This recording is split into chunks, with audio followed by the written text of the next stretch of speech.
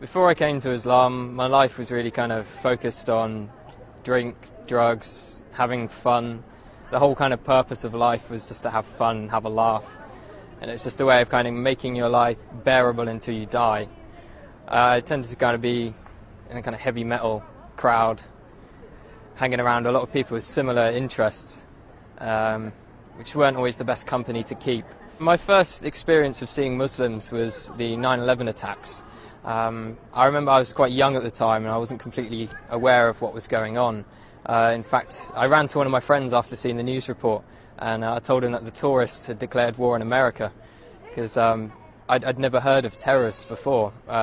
As the war was unfolding and I was seeing more and more about the war in Afghanistan, I started understanding that these people were Muslims and that the Muslims were doing these horrible atrocities across the world.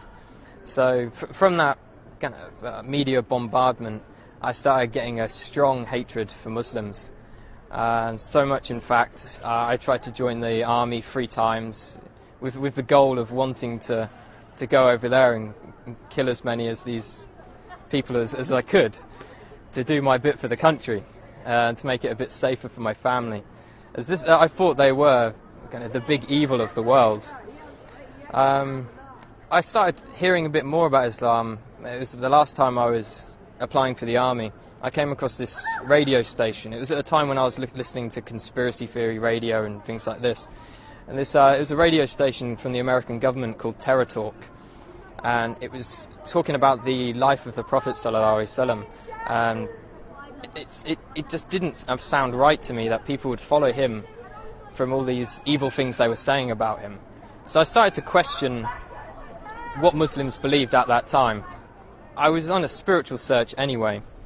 At the time I was looking into Norse mythology and paganism, and one of my friends turned to me and said, before you decide on this paganism thing, have a look around a bit more. So I came across kind of Muslims on the internet. I think one of the first people I saw on the internet was Baba Ali, and he broke the stereotype of Muslims for me. I was surprised that there was this guy who was funny and he was very laid back.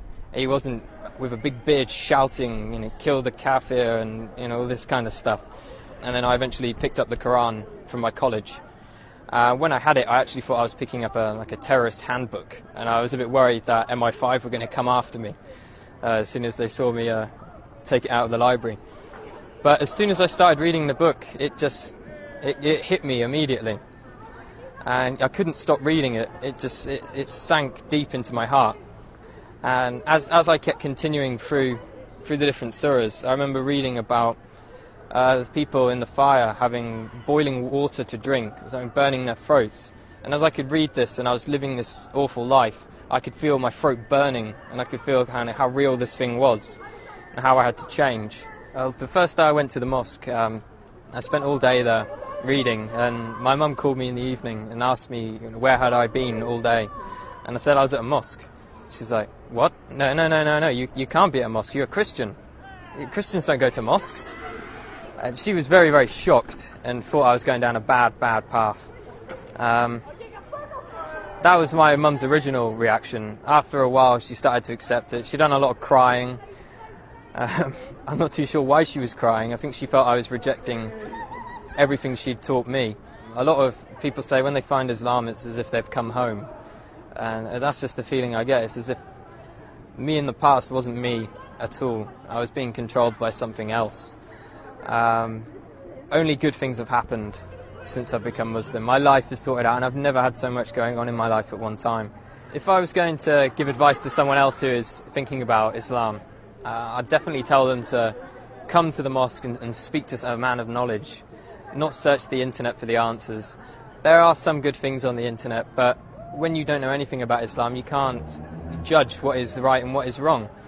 So it's much better to speak to someone, spend time with the Muslims. I spent many weeks in their company, and you get an understanding of who they are and what kind of quality of people they are.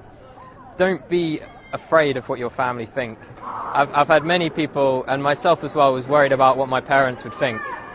And at the end of the day, Islam is for you, it's for you. You can just hope the best for your parents will come afterwards.